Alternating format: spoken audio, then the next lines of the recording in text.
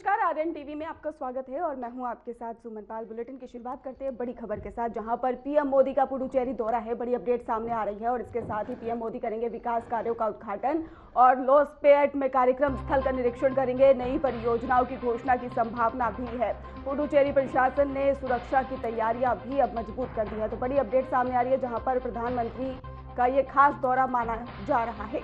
PM Modi आज पुडुचेरी दौरे पर रहेंगे और इसके साथ ही पीएम करेंगे विकास कार्यों का उद्घाटन, लॉसपेट में कार्यक्रम स्थल का निरीक्षण भी करेंगे पीएम नरेंद्र मोदी। तो बड़ी जानकारी, जहां पर पुडुचेरी दौरा करेंगे पीएम नरेंद्र मोदी।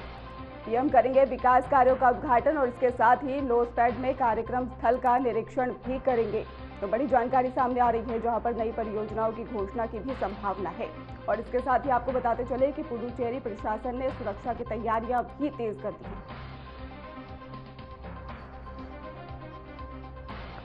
तो नई परियोजनाओं की घोषणा की भी संभावना है और इसके साथ ही पीएम नरेंद्र मोदी आज पुडुचेरी दौरे पर रहेंगे। तो बड़ी जानकारी, जहां पर पुडुचेरी दौरे पर पीएम नरेंद्र मोदी और इसके साथ ही निरीक्षण भी करेंगे पीएम नरेंद्र मोदी। विकास कार्यों की समीक्षा भी की जाएगी।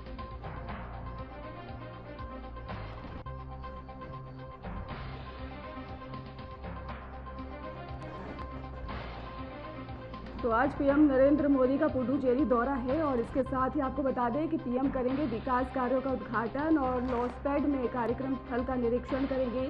नई परियोजनाओं की घोषणा की भी संभावना है। पुडुचेरी प्रशासन ने इसको लेकर सुरक्षा तैयारियों को लेकर भी अब तेज कर दी है। तो पीएम मोदी का दौरा खास माना जा रहा है और इसके साथ ही आपको बता दें कि लॉसपेट में कार्यक्रम स्थल का निरीक्षण करेंगे। नई परियोजनाओं की घोषणा की भी संभावना है। पुडुचेरी प्रशासन ने सुरक्षा को लेकर तैयारियां तेज कर दी हैं। पीएम मोदी आज पुडुचेरी दौरे पर रहेंगे।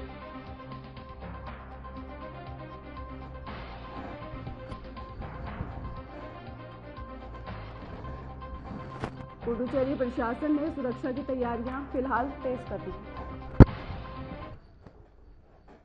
दिल्ली की मुख्यमंत्री रेखा गुप्ता ने श्रमिक वर्ग और मजदूरों के कल्याण को लेकर अहम बातें साझा की हैं। उन्होंने कहा कि पिछली सरकारों के समय में श्रमिक वर्ग की अनदेखी होती थी और वे कई परेशानियों का सामना कर रहे थे, लेकिन इस साल दिल्ली के श्रम मंत्रालय ने श्रमिकों की देखभाल और कल्याण योजनाओं के क्रियान्वयन में महत्वपूर्ण कदम उठाए हैं। मुख्यमंत्री ने बताया कि 15,700 बच्चों को 12 करोड़ रुपए की शैक्षणिक सहायता और स्कॉलरशिप प्रदान की गई है, जो कि उनके उज्जवल भविष्य के लिए एक बड़ी पहल है। जो श्रमिक वर्ग, जो मजदूर वर्ग पिछली सरकारों के समय में परेशान रहता था, जिनकी अनदेखी होती थी, इस एक साल में जिस तरीके से हमारे श्रम मंत्रालय ने उन श्रमिकों की देखरेख की, उनके लिए योजनाओं पे क्रियान्वयन किया, उसका सुखद परिणाम हमें दिख रहा है। आज भी जैसे 15,700 बच्चों को 12 करोड़ की राशि की शैक्षणिक सहायता दी गई, स्कॉलरशिप दी गई, वो भी बड़ा अच्छा काम है, जिससे बच्चों की शिक्षा मजबूत हो रही है। लखपति बिटिया का लाभ भी हमारे इन मजदूर परिवारों को मिल पाएगा। और हमने ग्रैब पीरियड में जो 10,000 रुपए की राशि, सहायता राशि इनके अकाउंट में पहुंचाई, मजदूर भाई बहनों के अकाउंट में पहुंचाई। 500 पालना केंद्र, जो हमारी वो परिवार, जो बहनें मजदूरी के लिए जाती हैं, रोजगार के लिए जाती हैं, अपने बच्चों की देखभाल करने के लिए कहाँ छोड़े, उनको ये चिंता उन्हें सताती थी। आज सरकार के वो 500 पालना केंद्र उनके बच्चों की देखभाल कर रहे हैं। स्वास्थ्य की दिशा में, भोजन के लिए अटल कैंटीन, ये सारी की सारी योजनाएं कहीं ना कहीं दिल्ली को बल देने के लिए काम कर रहे हमारे श्रमिक भाई बहनों के लिए बहुत महत्वपूर्ण योजनाएं इस सरकार ने बनाई है। मैं विश्वास दिलाती हूँ अपने सभी श्रमिक और मजदूर भाई बहनों को कि आपके लिए सदैव सरकार चिंतित है, काम कर रही है। और हमारे जो मजदूर भाई बहनों के हक का पैसा है, उस एक एक पाई आने का उपयोग हमारे इन मजदूर भाई बहनों के लिए उपयोग होगा, उस पैसे का, उस राशि का, और उनकी देखरेख के लिए, उनकी समृद्धि के लिए, उनके परिवारों की गति के लिए, विकास के लिए उस पैसे का हम उपयोग करें। दिल्ली में हवा की गुणवत्ता चिंता का विषय बनी हुई है। राजधानी के कई इलाकों में स्मॉग की भारी परत देखने को मिली, जिससे कि आम लोगों को सांस लेने में कठिनाई हो रही है। सीपीसीबी यानी कि केंद्रीय प्रदूषण नियंत्रण बोर्ड के अनुसार कर्तव्य पथ के पास में AQI 355 दर्ज किया गया है, जिसे बहुत खराब श्रेणी में रखा गया है। विशेषज्ञों के अनुसार ऐसे हालात में बुजुर्गों, बच्चों और सांस की रोगियों को ही ग्रसित लोगों को घर के अंदर में रहने की लगातार सलाह दी जा रही है, मास्क पहनने की सलाह दी जा रही है। वहीं पर जम्मू कश्मीर के श्रीनगर शहर में शीतलहर जारी है। नागरिकों को ठंड से बचाव के लिए गर्म कपड़े पहनने और सावधानी बरतने की सलाह दी जा रही है। मौसम विभाग ने आने वाले दिनों में ही ठंड और स्मॉग के स्तर पर लगातार नजर रखने की चेतावनी भी दी है। तो दिल्ली में स्मॉग की चादर साफ तौर पर देखने को मिल रही है, जहां पर आपको बता दें कि दिल्ली में हवा की गुणवत्ता में लगातार बदलाव देखने को मिल रहा है। तस्वीरें आपको दिखा रहे हैं जम्मू कश्मीर और दिल्ली की, जहां पर दिल्ली में स्मॉग की चादर साफ तौर पर देखने को मिली और वहीं पर बच्चों, बुजुर्गों को घर में रहने की लगातार सलाह दी जा रही है। इसके साथ ही रोगियों को भी, जिनको सांस की दिक्कत है, उन्हें घर से बाहर निकलने की अनुमति नहीं दी जा रही है। इसके साथ ही आपको बता दें कि मौसम विभाग ने भी अलर्ट जारी कर दिया है। कर्तव्य पथ पर भी साफ तौर पर स्मॉग देखने को मिली है, जिसके चलते लगातार मौसम विभाग की चेतावनी भी साफ तौर पर देखने को मिल रही है।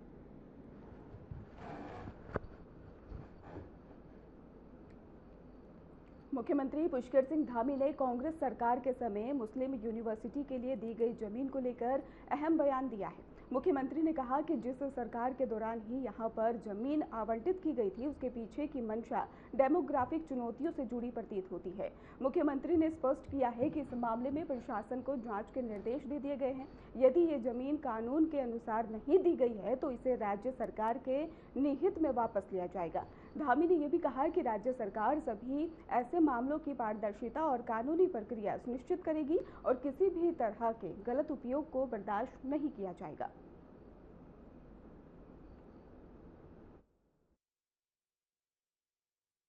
देखिए, ये कहीं ना कहीं ये मनसा उस समय जमीन देने की, और जिस सरकार में, कांग्रेस पार्टी की सरकार में उस समय ये जमीन दी गई है, इसके पीछे बहुत बड़ा जो डेमोग्राफी की बात हम बार बार करते हैं, मुस्लिम यूनिवर्सिटी की जो बात बार बार आती है, वो इसीलिए आती है कि जो है इनकी मंशा कुछ और थी। अब वो सारा मामला सामने आ गया है। हमने कहा है कि इसकी बिल्कुल जांच करिए, कानूनी कार्रवाई करिए। सारे प्रशासन को निर्देश दे दिए गए हैं कि ये ज़मीन यदि कहीं पर भी थोड़ी सी भी कानून सम्मत नहीं किया गया तो उसको राज्य सरकार में उसको जो है निहित कर दिया जाए।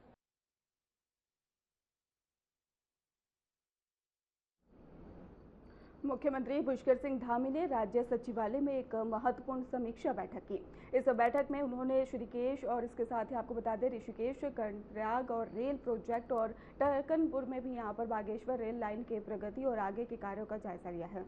बैठक में ही परियोजना की वर्तमान स्थिति, निर्माण कार्य की समय सीमा और संभावित चुनौतियों पर विस्तृत चर्चा की गई है। मुख्यमंत्री ने अधिकारियों को निर्देश दिए कि ये परियोजनाएं समयबद्ध तरीके से पूरी की जाए और जनता को जल्द से जल्द इन रेल कनेक्टिविटी का लाभ मिल सके। इस पहल का उद्देश्य न केवल उत्तराखंड में यातायात और परिवहन को बेहतर बनाना है, बल्कि राज्य के पर्यटन और आर्थिक विकास को भी मजबूत करना है।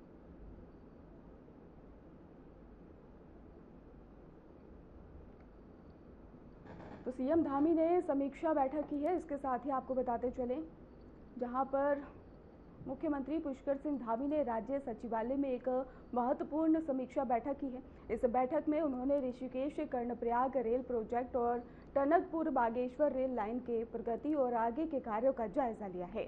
बैठक में परियोजना की वर्तमान स्थिति, निर्माण कार्य की समय सीमा और संभावित चुनौतियों पर विस्तृत चर्चा भी की गई है और मुख्यमंत्री ने अधिकारियों को निर्देश दिए कि यह परियोजना समयबद्ध तरीके से पूरी की जाए और जनता को जल्द से जल्द इन रेल कनेक्टिविटी का भी लाभ मिल सके। इस पहल का उद्देश्य न केवल उत्तराखंड में यातायात परिवहन को बेहतर बनाना है, बल्कि राज्य के पर्यटन और आर्थिक विकास को भी मजबूत करना है। तो सीएम धामी ने समीक्षा बैठक की है और इसके साथ ही बैठक में कई महत्वपूर्ण बातें भी रखी गई हैं। आपको बता दें कि रेल कनेक्टिविटी का लाभ मिल सके, इसको लेकर लगातार तैयारी चल रही है। तो मुख्यमंत्री पुष्कर सिंह धामी ने राज्य की सचिवालय में एक महत्वपूर्ण समीक्षा बैठक की है। मुख्यमंत्री ने अधिकारियों को निर्देश भी दिए।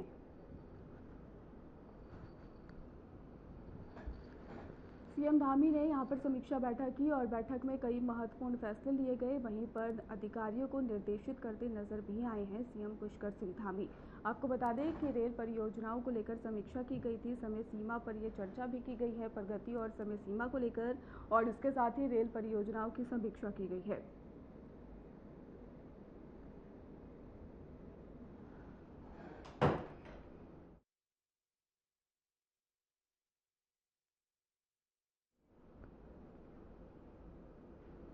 पटना के बिहार विधान परिषद परिसर में ही आज राजद के एमएलसी ने विरोध प्रदर्शन किया है। यह प्रदर्शन कई मुद्दों को लेकर किया गया है, जिनमें से एमएलसी ने सरकार की नीतियों और निर्णयों पर असंतोष जताया है। प्रदर्शन के दौरान ही राजद एमएलसी और उनके समर्थक विधान परिषद परिसर में ही इकट्ठा हुए और अपनी मांगों को लेकर नारेबाजी की। अधिकारियों और सुरक्षा कर्मियों ने स्थिति पर कड़ी नजर रखी है और इस विरोध का मुख्य उद्देश्य सरकार को अपने मुद्दों के प्रति सजग करना और ध्यान आकर्षित करना बताया गया है। आपको बता दें कि स्थिति फिलहाल शांतिपूर्ण बनी हुई है, लेकिन अधिकारी प्रदर्शन पर कड़ी निगरानी भी बनाए हुए।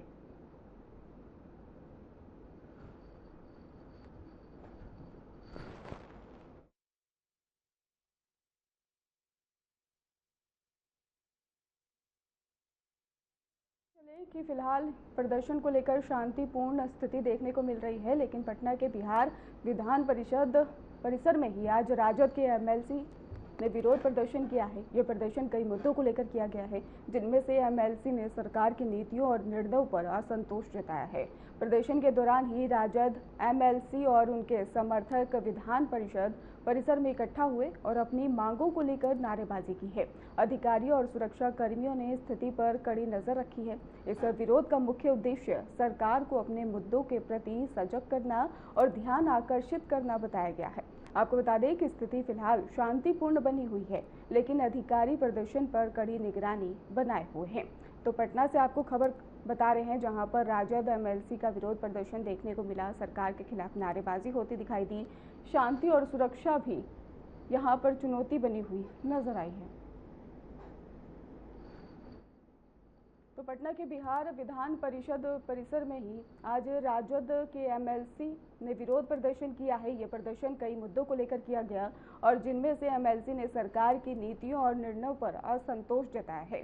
प्रदर्शन के दौरान ही राजद एमएलसी और उनके समर्थक विधान परिषद परिसर में इकट्ठा हुए और अपनी मांगों को लेकर नारेबाजी करते दिखाई दिए। अधिकारियों और सुरक्षा कर्मियों ने स्थिति पर कड़ी नजर रखी और इस विरोध का मुख्य उद्देश्य सरकार को अपने मुद्दों के प्रति सजग करना और ध्यान आकर्षित करना बताया जा रहा है। स्थिति फिलहाल शांतिपूर्ण बनी हुई है, लेकिन अधिकारी प्रदर्शन पर कड़ी निगरानी रखे हुए।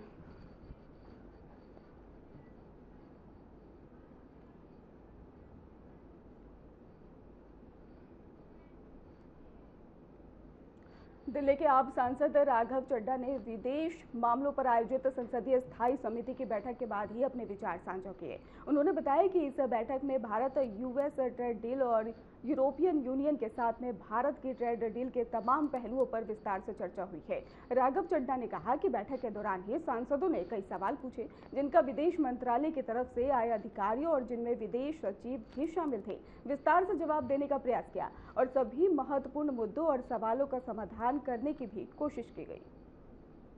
तो आपको बता रहे थे, जहां पर राघव चड्ढा का यह बयान सामने आया है और इसके साथ ही आपको जानकारी देते चले कि दिल्ली के ही आप सांसद राघव चड्ढा ने विदेश मामलों पर आयोजित संसदीय स्थायी समिति की बैठक के बाद में अपने विचार साझा किए हैं। उन्होंने साफ तौर पर कहा है कि इस बैठक में भारत और यूएस ट्रेड डील और यूरोपियन यूनियन के साथ में भारत के ट्रेड डील के तमाम पहलुओं पर विस्तार से चर्चा हुई है। राघव चड्ढा ने यह भी जानकारी दी कि बैठक के दौरान ही सांसदों ने कई सवाल उनसे पूछे और जिनका विदेश मंत्रालय की तरफ से आए अधिकारियों और जिसमें कि विदेश सचिव भी शामिल थे विस्तार से जवाब देने का प्रयास किया गया। सभी महत्वपूर्ण मुद्दों और सवालों का समाधान करने की कोशिश की गई। उनकी पूरी टीम आई थी और उन्होंने हमें प्रेजेंटेशन भी दी इंडो यूएस ट्रेड डील पर। उसके बाद ईयू के साथ जो ट्रेड डील हुई उसके तमाम पहलुओं पर बहुत विस्तार से चर्चा हुई और आज हमारी जो एमईए की पार्लियामेंट्री स्टैंडिंग कमेटी है उसमें भी अटेंडेंस बहुत अच्छा था। यूजुअली 50-60% रहता है, इस बार almost I think 90% members were present और काफी इंफॉर्मेटिव भी रहा। हम लोगों ने कई सारे सवाल भी पूछे। Is the opposition satisfied with the explanations given by the government? देखिए, यूजुअली जो स्टैंडिंग कमिटीज के अंदर चर्चा होती है उसकी बात बाहर नहीं की जाती है। मैं भी उस कानून से बाध्य हूँ, तो मैं बिल्कुल उस पर ज़्यादा बात नहीं रखना चाहूँगा, लेकिन इतनी बात ज़रूर कह सकता हूँ कि मिनिस्ट्री ऑफ एक्सटर्नल अफेयर्स की तरफ से जितने भी अधिकारी आए थे, इंक्लूडिंग द फॉरेन सेक्रेटरी, उन्होंने बहुत विस्तार से तमाम पहलुओं पर चर्चा करी। जितने सवाल पूछे गए उन सारे सवालों का बेस्ट पॉसिबल जवाब देने की कोशिश भी करी। जाहिर सी बात है कि कुछ ऐसे पहलू हैं जिन्हें आने वाले हफ्तों और महीनों में देखना पड़ेगा कि कैसे वो चीजें अनफोल्ड होती हैं। जब ये ट्रेड डील लागू होंगी, जब ये एक प्रकार से इसके हिसाब से एक्सपोर्ट इंपोर्ट शुरू होगा, कैसे टैरिफ्स प्ले आउट करेंगे, वो तमाम चीजें, सारे पहलू अभी आने वाले समय में हम देखेंगे। लेकिन तमाम तरीके की एग्रीकल्चरल प्रोडक्ट से लेकर $500 बिलियन की कमिटमेंट, सब पर डिटेल में चर्चा। Sir, you come from Punjab, Punjab interest. मैं फिर एक स्पेसिफिक पहलू पर नहीं बात करना चाहूंगा, क्योंकि हम सब बाउंड हैं इन रूल से कि पार्लियामेंट्री स्टैंडिंग कमेटी में जिस भी विषय पे चर्चा होती है उसकी बात बाहर नहीं की जा सकती है। मैं भी नहीं करना चाहूंगा, लेकिन हाँ, तमाम मुद्दों पर, एग्रीकल्चरल आइटम्स को लेकर भी, $500 बिलियन की इंपोर्ट कमिटमेंट को लेकर भी तमाम चीजों पे चर्चा हुई और अच्छे से मिनिस्ट्री ऑफ एक्सटर्नल अफेयर्स के अधिकारियों ने इस पर हमें सेटिस्फैक्टरी जवाब दिए।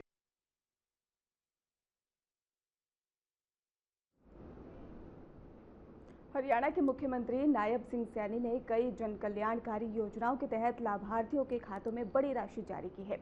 मुख्यमंत्री ने बताया है कि दीनदयाल लाडो लक्ष्मी योजना की चौथी किस्त से रूप में ही 9,22,452 महिलाओं के खातों में 193 करोड़ रुपए भेजे गए हैं और अब तक इस योजना के 4 किस्तों में ही कुल 634 करोड़ रुपए वितरित किए जा चुके हैं। इसके साथ ही वृद्धावस्था और विधवा, दिव्यांग और अन्य सामाजिक सुरक्षा पेंशन के तहत ही 34,14,000 लाभार्थियों को 1,098 करोड़ रुपए जारी किए गए हैं। वहीं पर मुख्यमंत्री दुग्ध उत्पादक प्रोत्साहन योजना के अंतर्गत में 36,000 लाभार्थियों के खातों में 101 करोड़ रुपए की सब्सिडी राशि भी भेजी गई है। मुख्यमंत्री ने जानकारी दी कि कुल मिलाकर 18 जन कल्याणकारी योजनाओं के तहत 56,34,000 लाभार्थियों के खातों में ही 1,431 करोड़ रुपए की राशि सीधे ट्रांसफर की गई है।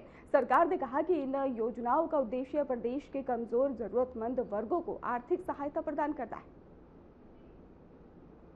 जैसा मैंने कहा है कि चौथी किस्त ये जारी की गई है।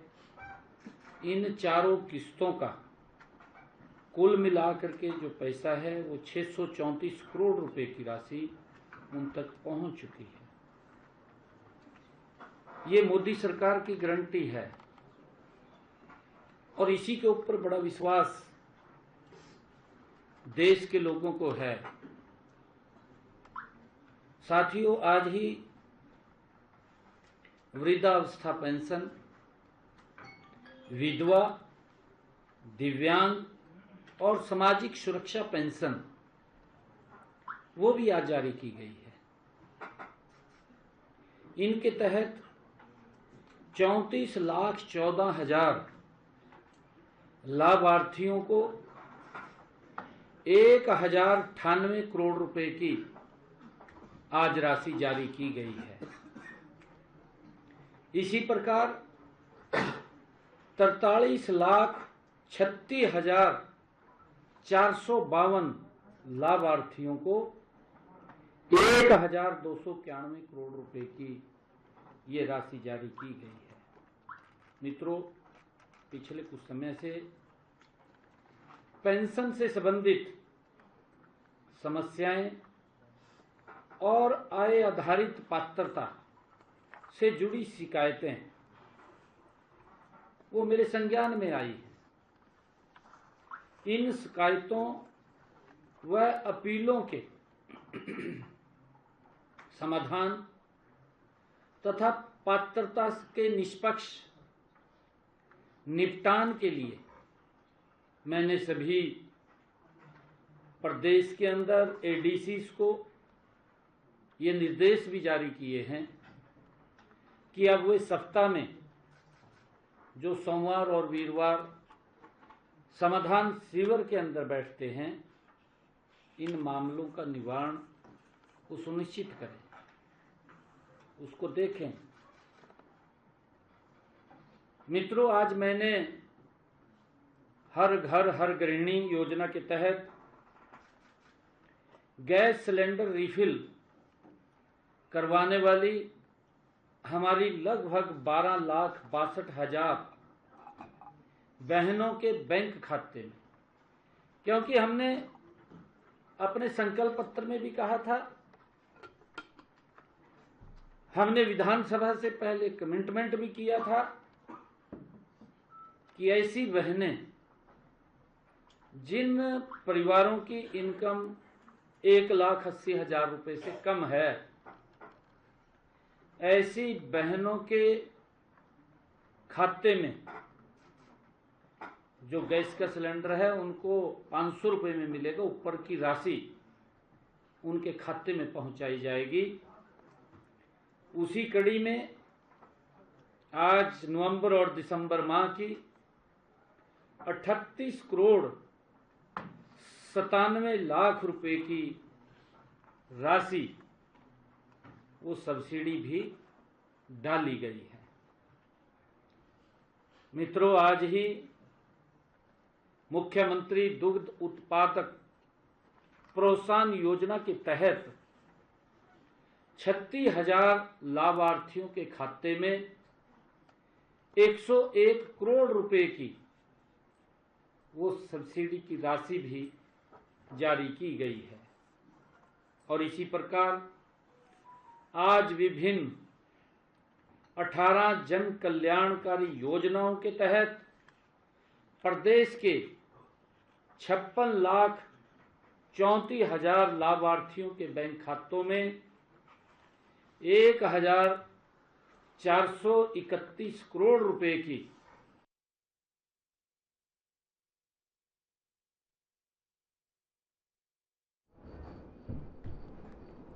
मुख्यमंत्री देवेंद्र फडणवीस ने हाल ही में रोहित पवार के बयान को लेकर प्रतिक्रिया दी है। फडणवीस ने कहा कि उन्होंने व्यक्तिगत रूप से ये बयान नहीं देखा और लेकिन उन्हें थोड़ी बहुत जानकारी है। उनका मानना है कि अगर किसी को कोई संदेह है तो फिर उसे स्पष्ट किया जाना चाहिए। इसके तहत ही भारतीय कानून के तहत जांच एजेंसियों ने अपेक्षित कार्रवाई शुरू कर दी है। और इसी के साथ ही मुख्यमंत्री ने एक और बड़ी खुशी की खबर भी साझा की है। उन्होंने कहा कि मुंबई नगर निगम में बीजेपी शिवसेना गठबंधन की महापौर ऋतु तावड़े निर्विरोध चुनी गई है और इसके साथ ही उनके साथ गठबंधन के शिवसेना उम्मीदवार संजय घाड़ी उप महापौर पद पर निर्वाचित हुए। मैंने रोहित पवार जी का वो जो उन्होंने बात कही वो मैंने देखा नहीं, थोड़ा बहुत उसके बारे में मुझे मालूम है। मुझे ऐसा लगता है कि किसी के भी मन में कोई शंका होगी तो उस शंका का निरसन होना चाहिए। इस दृष्टि से भारत के कानून में जिस प्रकार के जांच एजेंसियां हमारे पास उपलब्ध है और ऐसे मामलों में जिस प्रकार की जांच अपेक्षित है वो सारी जांच शुरू हो चुकी है। मुझे ऐसा लगता है कि इसमें सबसे महत्वपूर्ण होती है जो डीजी सेफ्टी, उनकी जो जांच होती है वो सबसे महत्वपूर्ण होती है, वो भी जांच चल रही है, ब्लैक बॉक्स भी मिला हुआ है। तो मुझे ऐसा लगता है कि हमने इस जांच को समाप्त होने का इंतज़ार करना चाहिए, लेकिन किसी के भी मन में कोई शंका होगी तो उस शंका का भी निरसन होना चाहिए। मैं तो स्पष्ट रूप से कहना चाहता हूं कि सबसे पहले केंद्र सरकार को मैंने ही चिट्ठी लिखी थी कि इस प्रकार का ये जो एक एक्सीडेंट हुआ है इसकी पूर्ण रूप से जांच होनी चाहिए, क्योंकि आगे में अगर इसमें क्या क्या गलतियां हुई है ये समझ में आएगा तभी हम लोग हमारे आसमान को और हमारे एविएशन को सेफ रख पाएंगे और केवल नेता ही नहीं आम जनता को भी हम लोग सेफ रख पाएंगे। बहुत हर्ष की बात है कि मुंबई महानगर पालिका में हमारी भारतीय जनता पार्टी शिवसेना महायुति की महापौर श्रीमती ऋतु तावड़े। फिलहाल खास बुलेटिन में बस इतना ही। आप देखते रहिए RNTV नेशनल।